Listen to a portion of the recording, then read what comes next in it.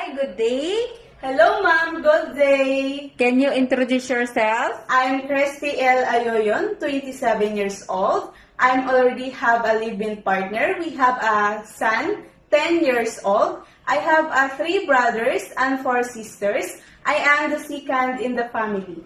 Okay, do you have overseas experience? No, ma'am, but here in the Philippines, I'm finished contract.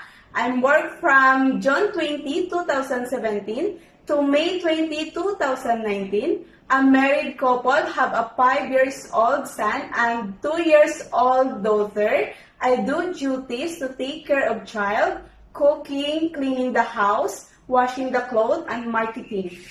Could you say some words in Cantonese? No, ma'am, but I'm willing to learn.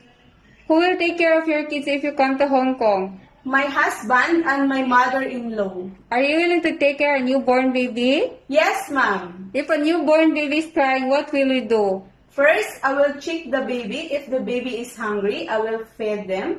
And if the diaper of the baby is wet, I will change it. And I will check the temperature. If the baby is sick, I will call my employer. Okay, are you willing to share a room with kids or newborn baby? Yes, ma'am.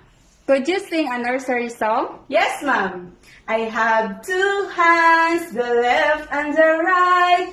Hold him up high, so clean and bright. Hop them softly, 1, 2, 3. 10 little hands are good to see. Are you okay if your leave is not on Sunday or Saturday? Yes, ma'am.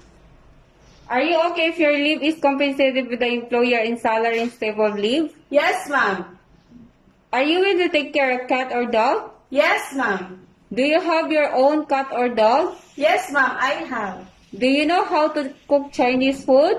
No, ma'am, but I'm willing to learn. Okay, what is your message for your future employer?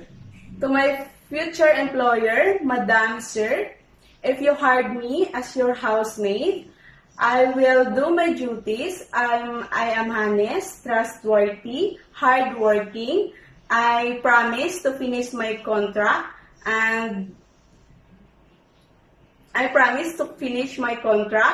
and I work under your supervision.